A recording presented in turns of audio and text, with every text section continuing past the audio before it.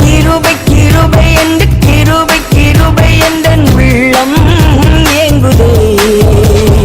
கிருபை தாருமே இயேசு ராஜனே.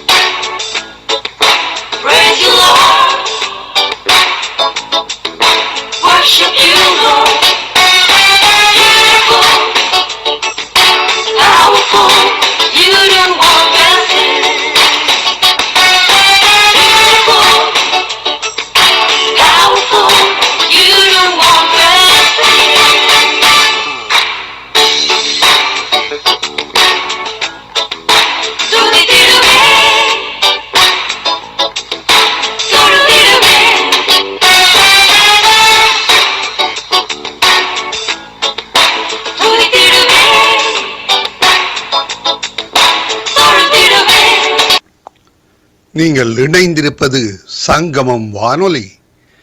Destiny in Jesus Christ Tamil கிறிஸ்தவ வானொலி கனேடிய மண்ணிலிருந்து ஒலிபரப்பாகிறது. மார்க்கு 16:15 மத்தேயு 24:14 வசனத்தின்படி இயேசு சீசர்களை நோக்கி, நீங்கள் உலகெங்கும் போய் சர்வ சிருஷ்டிக்கும் சுவிசேஷத்தை பிரசங்கியுங்கள். ராஜ்யத்தினுடைய இந்த சுவிசேஷம் பூலோகமெங்குமுள்ள சகல ஜாதிகளுக்கும் சாட்சியாக பிரசங்கப்படும். அப்பொழுது முடிவு வரும் என்ற வசனத்தின்படி ஆத்துமாக்களை பரலோகத்தில் சங்கமிக்கும் வானொலி சங்கமம். சங்கமம் சங்கமம்.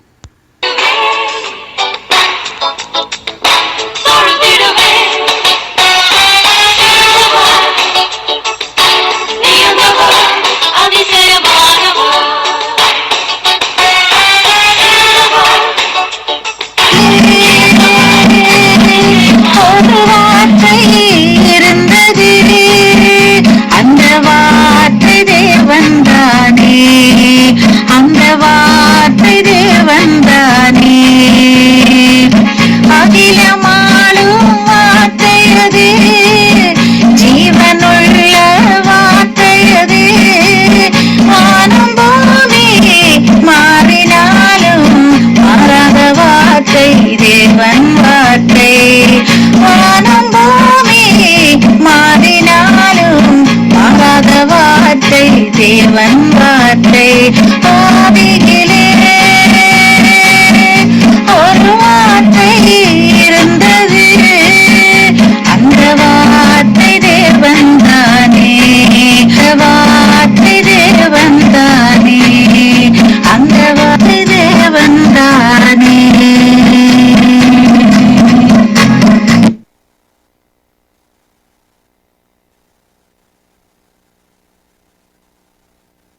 உபாகமம் 22ஆம் அதிகாரம். உன் சகோதரனுடைய மாடாவது ஆடாவது வழி தப்பி போகிறதை கண்டாயானால் அதை காணாதவன் போல் இராமல் அதை உன் சகோதரனிடத்துக்கு திருப்பிக் கொண்டு போக கடவாய். உன் சகோதரன் உனக்கு சமீபமாயிராமலும் உனக்கு அறிமுகமாயிராமலும் இருந்தால் நீ அதை உன் வீட்டிற்கு கொண்டு போய் அதை உன் சகோதரன் தேடி வருமட்டும் உன்னிடத்திலே வைத்து அவனுக்கு திரும்ப கொடுக்க கடவாய். அப்படியே அவன் கழுதையை குறித்தும் செய்ய கடவாய், அவன் வஸ்திரத்தை குறித்தும் அப்படியே செய்ய கடவாய். உன் சகோதரனிடத்திலிருந்து காணாமற் போனவைகளில் எதையாகிலும் கண்டுபிடித்தாயானால் அப்படியே செய்ய கடவாய். அவைகளை நீ காணாதவன் போல் விட்டு போகலாகாது. உன் சகோதரனுடைய கழுதையாவது அவனுடைய மாடாவது வழியிலே விழுந்து கிடக்கிறதை கண்டாயானால் அதை காணாதவன் போல விட்டு போகாமல் அவனோட கூட அதை தூக்கி எடுத்து விடுவாயாக. புருஷரின் உடைகளை ஸ்திரீகள் தரிக்கலாகாது, ஸ்திரீகளின் உடைகளை புருஷர் தரிக்கலாகாது. அப்படி செய்கிறவர்கள் எல்லாரும் உன் தேவனாகிய கர்த்தருக்கு அருவருப்பானவர்கள். வழி அருகே ஒரு மரத்திலாவது தரையிலாவது குஞ்சுகளாயினும் முட்டைகளாயினும் உள்ள ஒரு குருவிக்கூடு உனக்கு தென்படும் போது தாயானது குஞ்சுகளின் மேலாவது முட்டைகளின் மேலாவது அடை காத்து கொண்டிருந்தால் நீ குஞ்சுகளோட தாயையும் பிடிக்கலாகாது. தாயை போகவிட்டு குஞ்சுகளை மாத்திரம் எடுத்துக்கொள்ளலாம். அப்பொழுது நீ நன்றாயிருப்பாய், உன் நாட்களும் நீடித்திருக்கும். நீ புது வீட்டை கட்டினால் ஒருவன் உன் மெத்தையிலிருந்து விழுகிறதினாலே நீ இரத்தப்பழியை உன் வீட்டின் மேல் சுமத்தி கொள்ளாதபடிக்கு அதற்கு கைப்பிடி சுவரை கட்ட வேண்டும். உன் திராட்சை தோட்டத்திலே பற்பல விதமான விதையை விதைக்காயாக. இப்படி செய்தால் நீ விதைத்தவைகளின் பயிரையும் திராட்சை தோட்டத்தின் பலனையும் தீட்டுப்படுத்துவாய். மாட்டையும் கழுதையையும் பிணைத்து உழாதிருப்பாயாக. ஆட்டு மயிரும் பஞ்சு நூலும் கலந்த வஸ்திரத்தை உடுத்திக் கொள்ளாயாக. நீ தரித்துக் கொள்ளுகிற உன்மேல் சட்டையின் 4 ஓரங்களிலும் தொங்கல்களை உண்டு பண்ணுவாயாக. ஒரு ஸ்திரீயை விவாகம் பண்ணின ஒருவன் அவளிடத்தில் பிரவேசித்த பின்பு அவளை வெறுத்து, நான் இந்த ஸ்திரீயை விவாகம் பண்ணி அவளிடத்தில் சேர்ந்தபோது கன்னிமையை காணவில்லை என்று அவள் மேல் ஆவலாதியான விசேஷங்களை சாற்றி அவளுக்கு அவதூறு உண்டாக்கினால் அந்த ஸ்திரீயின் தகப்பனும் அவள் தாயும் அவளுடைய கன்னிமையின் அடையாளத்தை பட்டணத்து வாசலில் உள்ள மூப்பரிடத்தில் கொண்டு வர கடவர்கள். அங்கே அந்த பெண்ணின் தகப்பன், என் மகளை இந்த மனிதனுக்கு மனைவியாக கொடுத்தேன், இவன் அவளை வெறுத்து நான் உன் மகளிடத்தில் கன்னிமை காணவில்லை என்று ஆவலாதியான விசேஷங்களை அவள் மேல் சாற்றுகிறான், என் மகளுடைய கன்னிமையின் அடையாளம் இங்கே இருக்கிறது என்று மூப்பரிடத்தில் சொல்வானாக. பின்பு பட்டணத்து மூப்பருக்கு முன்பாக அந்த வஸ்திரத்தை விரிக்க கடவர்கள். அப்பொழுது அந்த பட்டணத்து மூப்பர் அந்த மனிதனை பிடித்து அவனை தண்டித்து, அவன் இஸ்ரவேலிலே ஒரு கன்னியை அவதூறு பண்ணினதினாலே அவன் கையில் 100 வெள்ளிக்காசை அபராதமாக வாங்கி பெண்ணின் தகப்பனுக்கு கொடுக்க கடவர்கள். அவளோ அவனுக்கு மனைவியாய் இருக்க வேண்டும். அவன் தன் ஜீவன் உள்ளளவும் அவளை தள்ளிவிடக்கூடாது. அந்த பெண்ணிடத்தில் கன்னிமை காணப்படவில்லை என்னும் சங்கதி மெய்ப்பட்டதேயானால் அந்த பெண்ணை அவள் தகப்பனுடைய வீட்டு வாசலுக்கு முன்பாக கொண்டு வந்து, அவள் இஸ்ரவேலில் மதிகட்ட காரியத்தை செய்து தன் தகப்பன் வீட்டிலே வேசித்தனம் பண்ணினபடியினாலே அவளுடைய பட்டணத்து மனிதர் அவளை கல்லெறிந்து கொல்லக்கடவர்கள். இப்படியே தீமையை உன் நடுவிலிருந்து விலக்க கடவாய். புருஷனுக்கு விவாகம் பண்ணப்பட்ட ஸ்திரீயோட ஒருவன் சயனிக்க கண்டுபிடிக்கப்பட்டால் அந்த ஸ்திரீயோட சயனித்த மனிதனும் அந்த ஸ்திரீயும் இருவரும் சாக வேண்டும். இப்படியே தீமையை இஸ்ரவேலிலிருந்து விலக்க கடவாய்.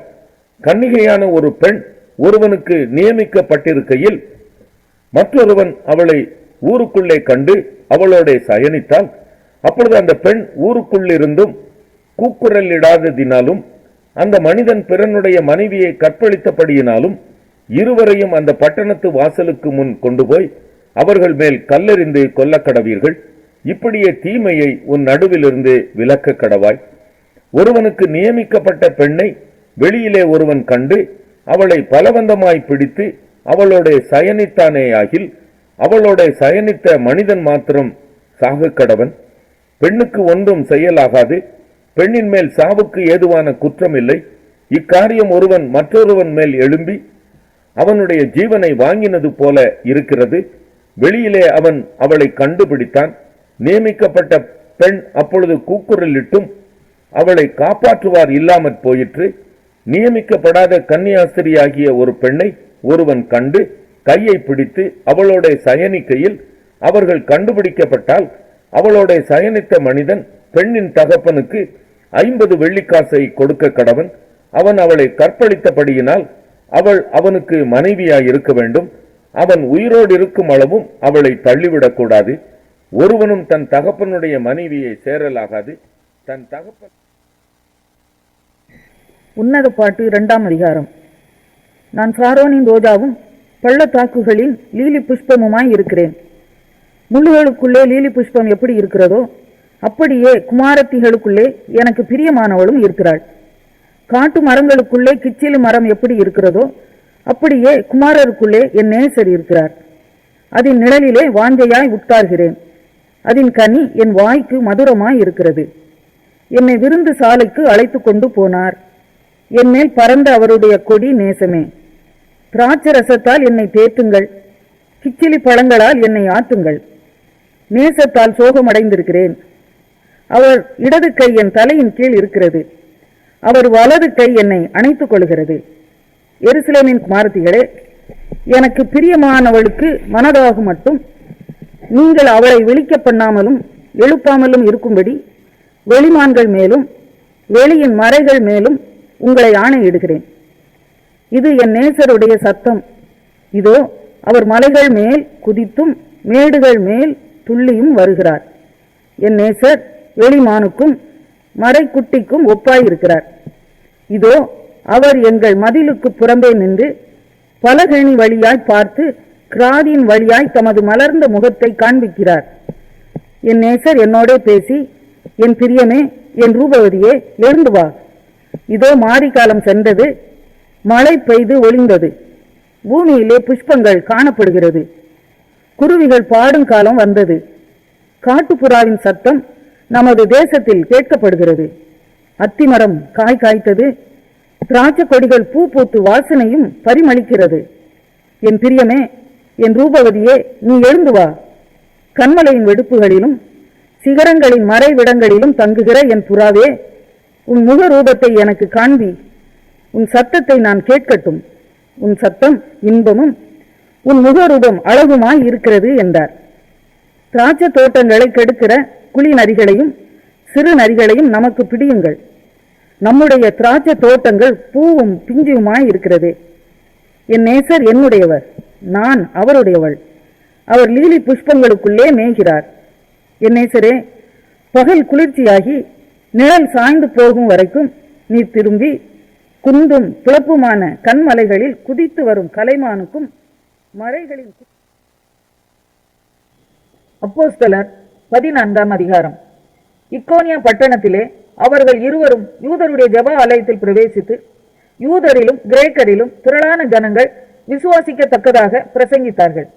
விசுவாசியாத யூதர்கள் சகோதரருக்கு விரோதமாக புற ஜாதியாருடைய மனதை எழுப்பிவிட்டு பகை உண்டாக்கினார்கள்.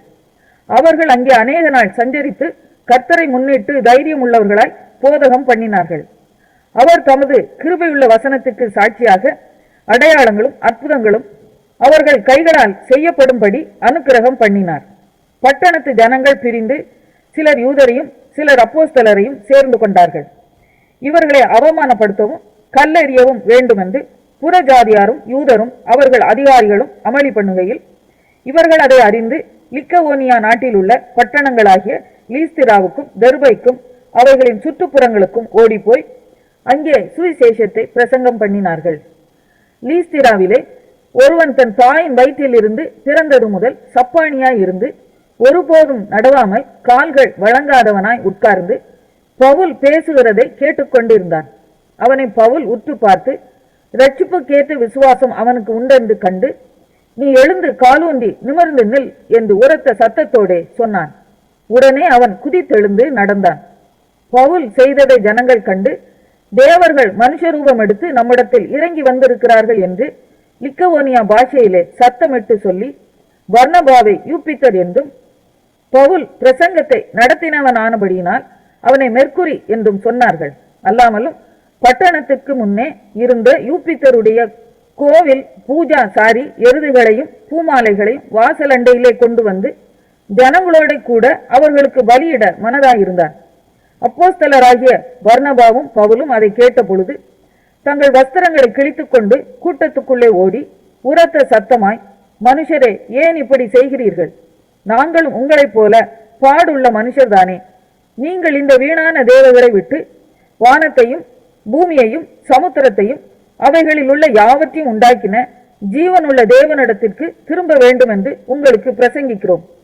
சென்ற காலங்களில் அவர் சகல ஜனங்களையும் தங்கள் தங்கள் வழிகளிலே நடக்க விட்டிருந்தும் அவர் நன்மை செய்து வந்து வானத்திலிருந்து மழைகளையும் செழிப்புள்ள காலங்களையும் நமக்கு தந்து ஆகாரத்தினாலும் சந்தோஷத்தினாலும் நம்முடைய இருதயங்களை நிரப்பி இவ்விதமாய் அவர் தம்மை குறித்து சாட்சி விளங்க பண்ணாதிருந்ததில்லை என்றார்கள். இப்படி அவர்கள் சொல்லியும் தங்களுக்கு ஜனங்கள் பலியிடாதபடிக்கு அவர்களை அமர்த்துகிறது அரிதாயிருந்தது. பின்பு அந்தியோகியாவிலும் இக்கோனியாவிலும் இருந்து சில யூதர்கள் வந்து ஜனங்களுக்கு போதனை செய்து பவுலை கல்லெறிந்து அவன் மரித்து போனான் என்று எண்ணி அவனை பட்டணத்துக்கு வெளியிலே இழுத்து கொண்டு போனார்கள். சீஷர்கள் அவனை சூழ்ந்து நிற்கையில் அவன் எழுந்து பட்டணத்திற்குள் பிரவேசித்தான். மறுநாளில் பர்னபாவுடனே கூட தெர்பைக்கு புறப்பட்டு போனான்.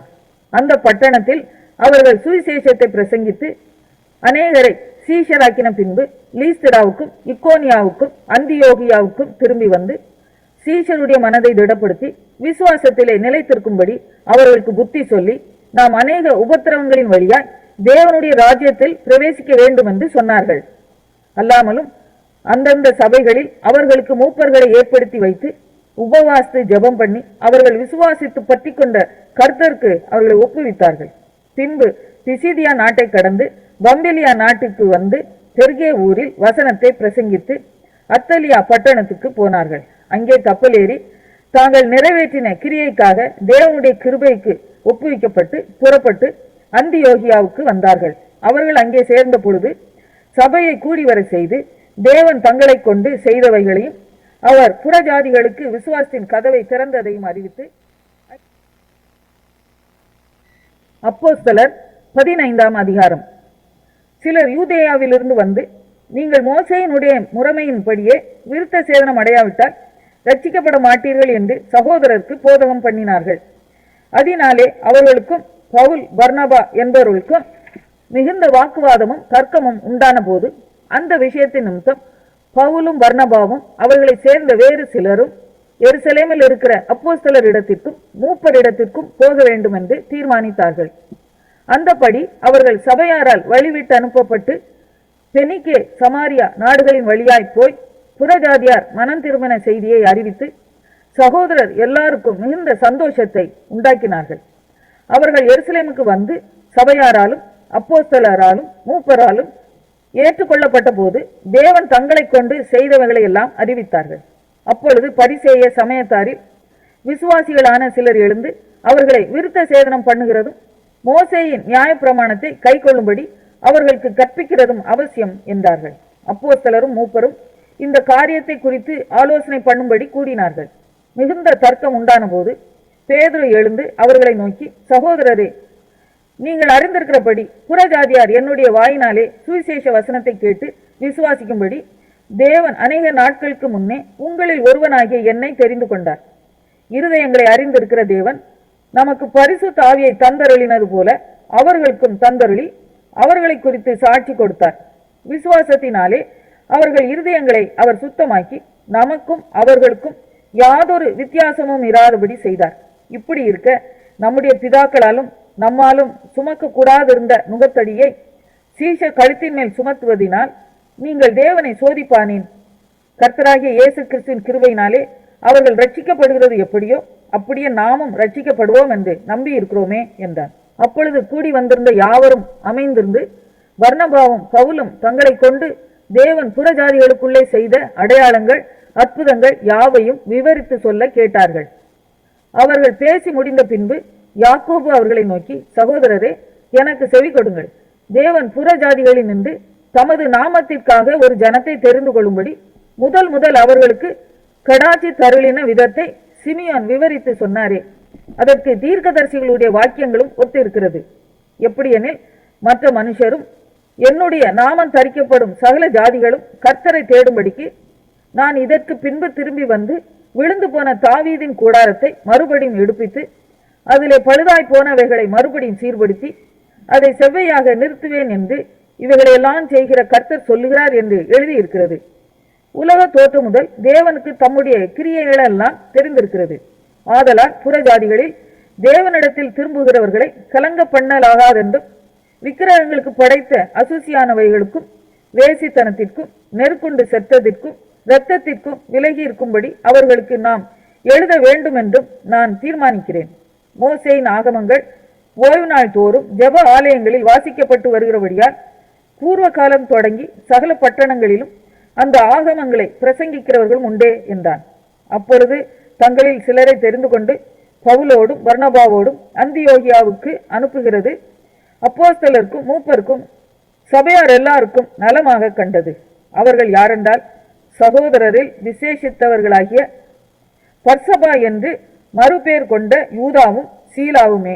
இவர்கள் கையில் அவர்கள் எழுதி கொடுத்தனுப்பின நிருபமாவது, அப்போஸ்தலரும் மூப்பரும் சகோதரருமாகிய நாங்கள் அந்தியோகியாவிலும் சீரியாவிலும் சிலிசியாவிலும் இருக்கும் புறஜாதியாராகிய சகோதரருக்கு வாழ்த்துதல் சொல்லி எழுதிய நிருபம் என்னவென்றால், எங்களால் கட்டளை பெறாத சிலர் எங்களிடத்திலிருந்து புறப்பட்டு நீங்கள் விருத்த சேதனம் அடைய வேண்டும் என்றும் நியாய பிரமாணத்தை கைக்கொள்ள வேண்டும் என்றும் சொல்லி இப்படிப்பட்ட வார்த்தைகளால் உங்களை கலக்கி உங்கள் ஆத்துமாக்களை புரட்டினார்கள் என்று நாங்கள் கேள்விப்பட்டபடியினாலே நம்முடைய கர்த்தராகிய இயேசு கிறிஸ்து நாமத்திற்காக தங்கள் பிராணனை ஒப்புக் கொடுக்க துணிந்தவர்களும் எங்களுக்கு பிரியமானவருமாய் இருக்கிற பர்னபா, பவுல் என்பவர்களோடும் கூட எங்களால் தெரிந்து கொள்ளப்பட்ட சில மனுஷரை உங்களிடத்திற்கு அனுப்புகிறது ஒருமனப்பட்டு கூடின எங்களுக்கு நலமாக கண்டது.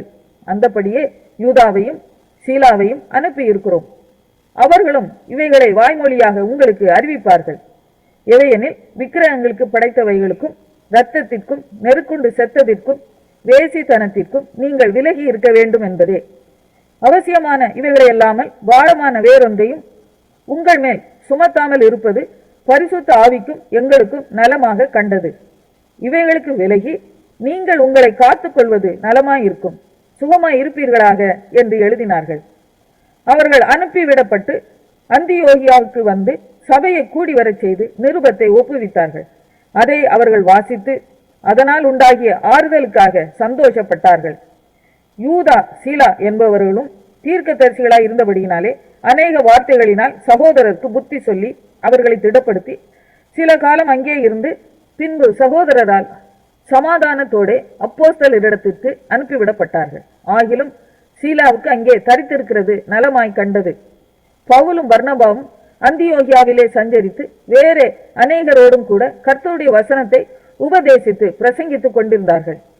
சில நாளைக்கு பின்பு பவுல் பர்னபாவை நோக்கி, நாம் கர்த்தருடைய வசனத்தை அறிவித்திருக்கிற சகல பட்டணங்களிலும் உள்ள சகோதரர்கள் எப்படி இருக்கிறார்கள் என்று போய் பார்ப்போம் வாரும் என்றான். அப்பொழுது பர்னபா என்பவன் மாற்கு என்னும் பெயர் கொண்ட யோவானை கூட அழைத்து கொண்டு போக வேண்டும் என்றான். பவுலோ, அவன் பம்பிலியா நாட்டிலே நம்மை விட்டு பிரிந்து நம்மோட கூட ஊழியத்துக்கு வராததினாலே அவனை அழைத்து கொண்டு போக கூடாது என்றான். இதை பற்றி அவர்களுக்குள்ளே கடும் கோபம் மூண்டபடியினால் அவர்கள் ஒருவரை ஒருவர் விட்டு பிரிந்தார்கள். பர்னபா மார்க்குவை கூட்டிக் கொண்டு கப்பல் ஏறி சீப்ரு தீவுக்கு போனான். பவுலோ சீலாவை தெரிந்து கொண்டு சகோதரராலே தேவனுடைய கிருபைக்கு